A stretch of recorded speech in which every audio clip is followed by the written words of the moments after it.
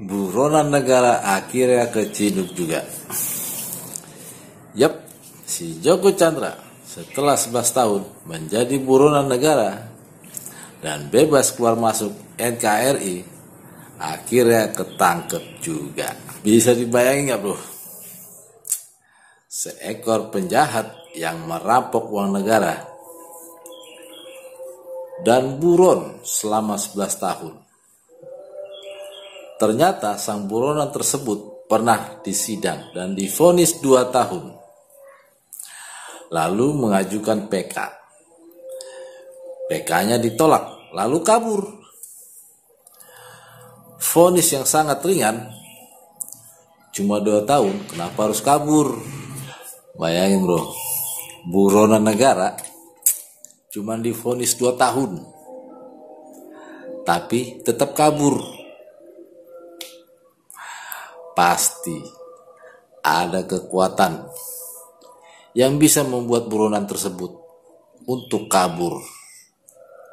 Dan kekuatan tersebut tidak sembarangan orang.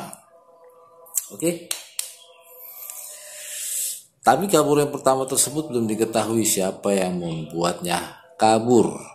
Kalau yang kedua ini udah jelas kan? Kepolisian yang membantunya untuk kabur. Oke kan? Selama berstatus buronan, si Joko Chandra, sang konglomerat etnis Chinese, bisa bebas keluar masuk NKRI. Dan itu membuktikan bahwa kedaulatan dan integritas serta kehormatan negara kita sangat mudah dilecehkan oleh seekor buronan negara. Bisa kabur sampai 2 kali, apa nggak melecehkan namanya bro? Ya kan? Bagi gue itu sangat melecehkan. Karena negara kan punya hukum, semua negara itu pasti punya hukum bro. Jadi hukum itu ditegakkan ya oleh alat-alat negara seperti Polri, BIN, Kejaksaan. Jadi kok bisa gitu sampai kabur 2 kali buronan negara? Apa nggak berfungsi itu 3 institusi itu, 3 alat negara itu?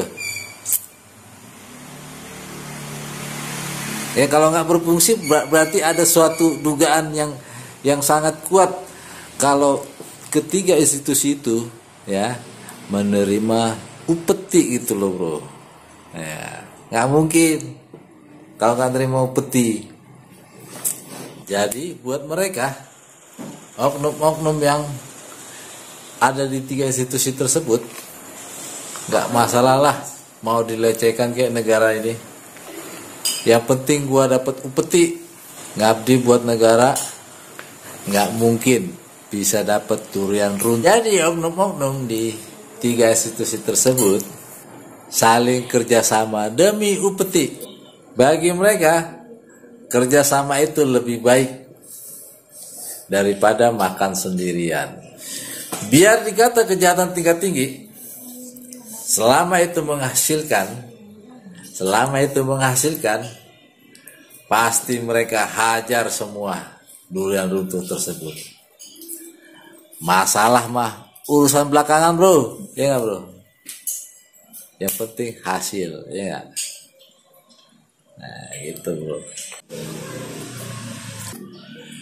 Udah gitu kabur yang kedua kalinya dibantu oleh ketiga jenderal polisi dari Mabes Polri. Terang-terangan lagi dibantunya. Mulai dari pembuatan KTP, paspor, ya kan,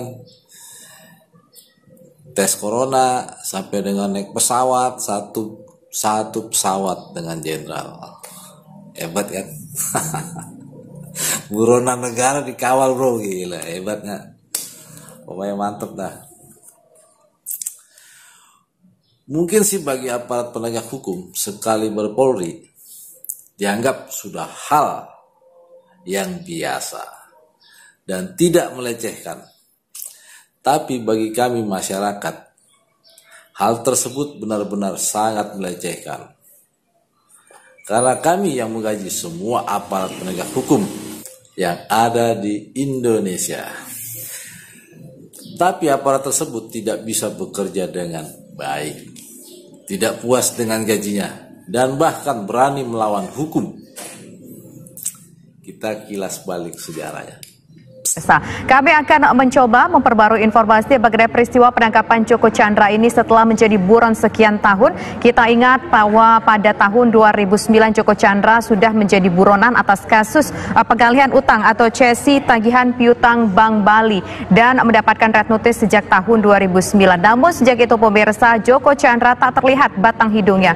Dan kami juga baru mendapatkan informasi bahwa sekitar 1 jam yang lalu Joko Chandra ditangkap. Informasi ini kami dapatkan melalui konferensi Kadif Humas yang berlangsung sekitar 1 jam yang lalu pemirsa. Akhir-akhir ini memang dunia pemberitaan dan dunia hukum dihebohkan dengan peristiwa Joko Chandra. Sebetulnya ini kasus lama. Kemudian menguap kembali pemirsa setelah beredar informasi bahwa Joko Chandra ternyata sudah beberapa waktu berada di Indonesia dan sempat berkeliling ke Indonesia, pergi ke Pontianak, kemudian balik lagi ke Jakarta, dan ada beberapa perjalanan-perjalanan yang dilakukan oleh Joko Chandra dengan bekerja sama dengan sejumlah pihak. Salah satunya adalah dengan mendapatkan surat palsu dari salah satu pihak kepolisian, di mana dari pihak kepolisian tersebut telah ditetapkan menjadi tersangka dalam pembuatan surat palsu tersebut pemirsa. Dan juga kita mendapatkan informasi bahwa tampaknya bukan hanya melibatkan dari institusi kepolisian yang saat ini tengah didalami oleh pihak kepolisian saja pemirsa, tapi juga ada dugaan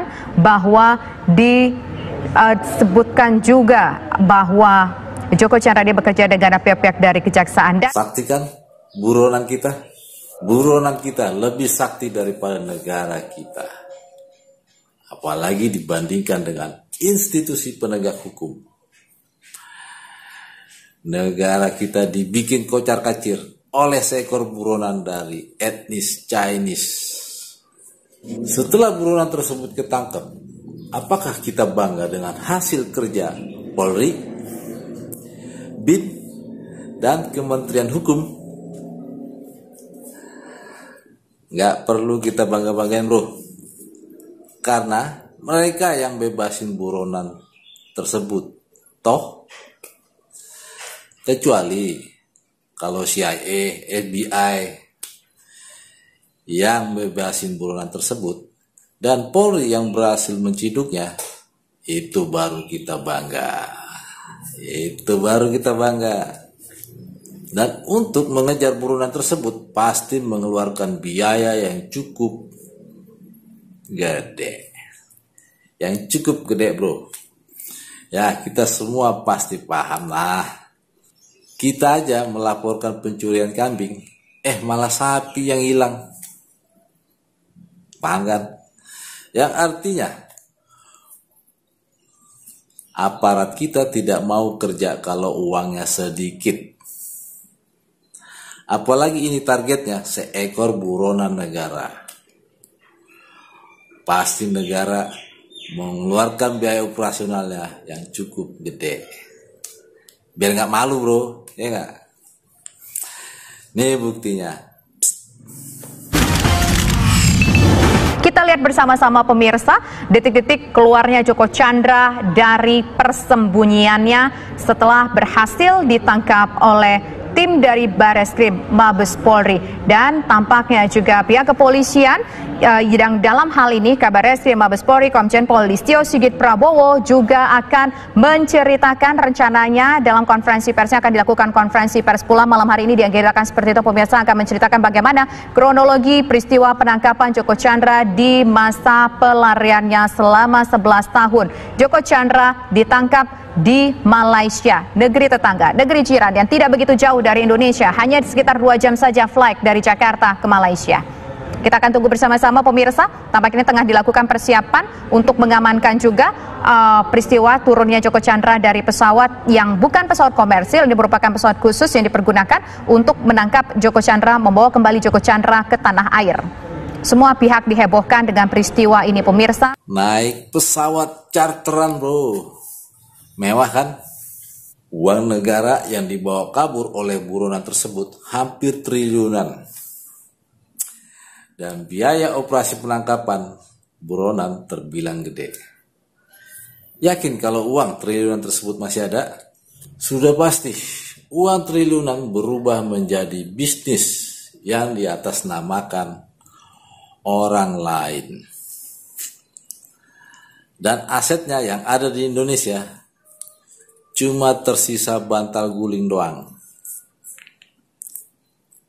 Nggak sebanding kan? Uang yang dirampok triliunan, tapi yang disita negara cuma bantal guling.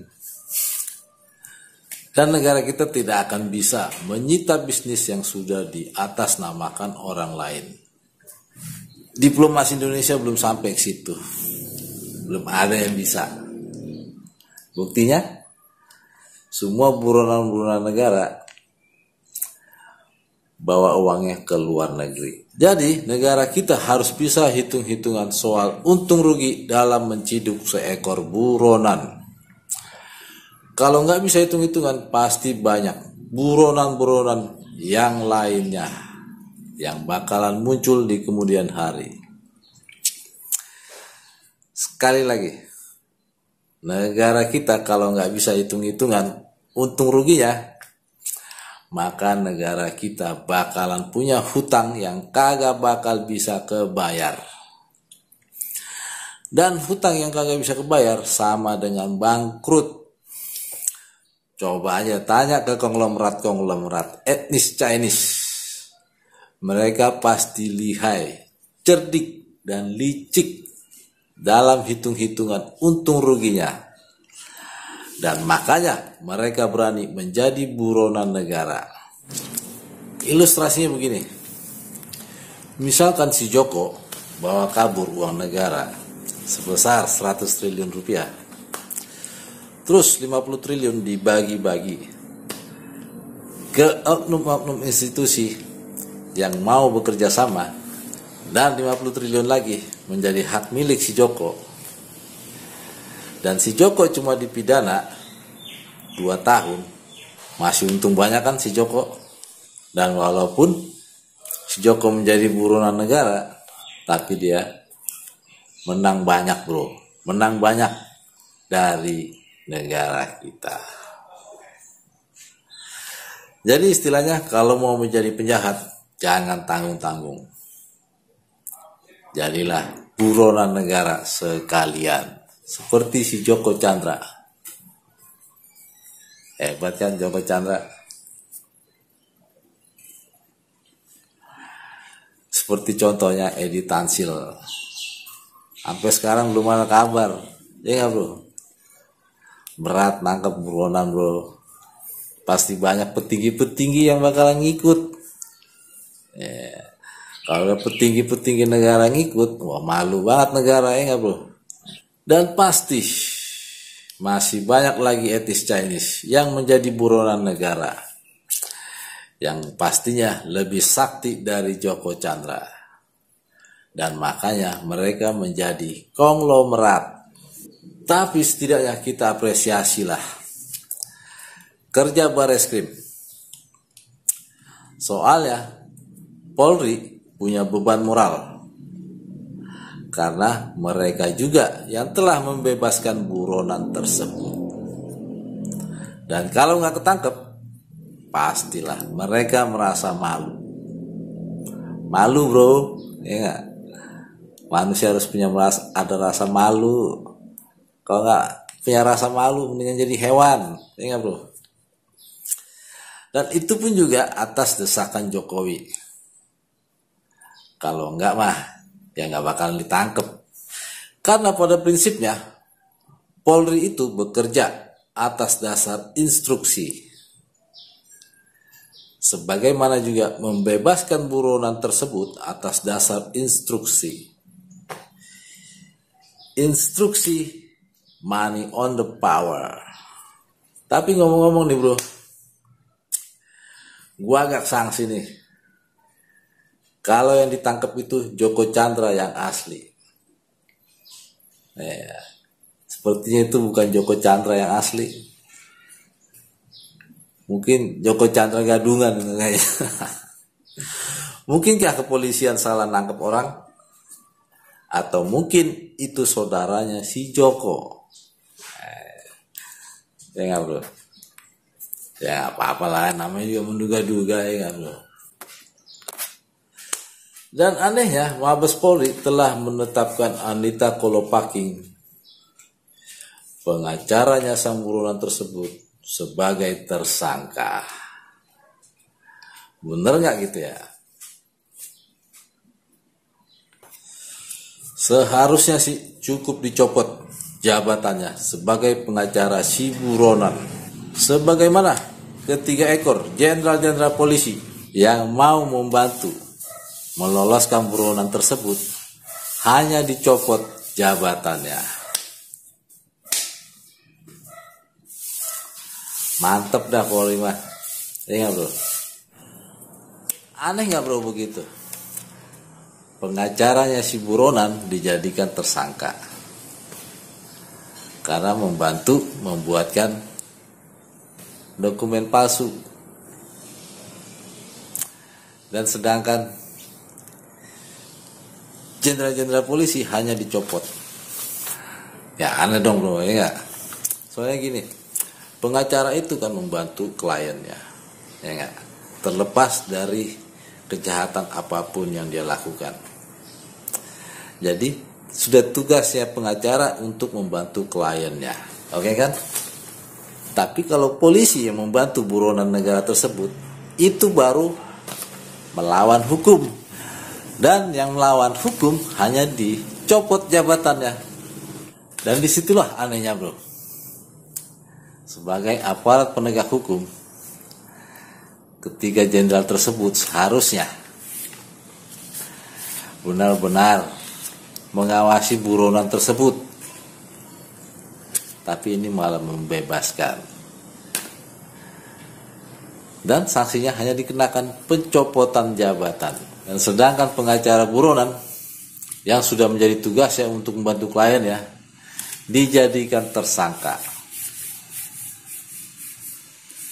Hebat kan polisi Republik Indonesia kita. Dan disitulah anehnya bro. Polri mengilustrasikan dan memberi contoh bahwa hanya anggota Polri yang boleh berkonspirasi dengan buronan negara. Di luar dari Polri bisa dijadikan tersangka. Jadi kami menghimbau kepada seluruh masyarakat Indonesia, jika kita mau bekerja sama dengan buronan negara dan menghasilkan uang yang banyak, maka kita terlebih dulu harus bergabung sebagai anggota Polri. Kita harus bergabung dulu bro, jadi polisi. Baru kita bisa bekerja sama dengan buronan negara, menghasilkan uang yang banyak. Sanksinya hanya dicopot. Tahu kan arti pencopotan? Misalkan saya sebagai Kapolres ya, melakukan seperti ketiga jenderal tersebut, ya kan? Maka saya dicopot sebagai Kapolres dan dipindahin. Ya mungkin jadi tukang kayak catet-catet gitu ya enggak? Ya biasanya sih pelayanan masyarakat. Biasanya seperti itu di kepolisian. Jadi seperti kayak melayani masyarakat gitu bro. Ya enggak bro? Padahal udah berpangkat, tapi kerjanya melayani masyarakat. Nah, malu kan? Malunya di situ doang, bro.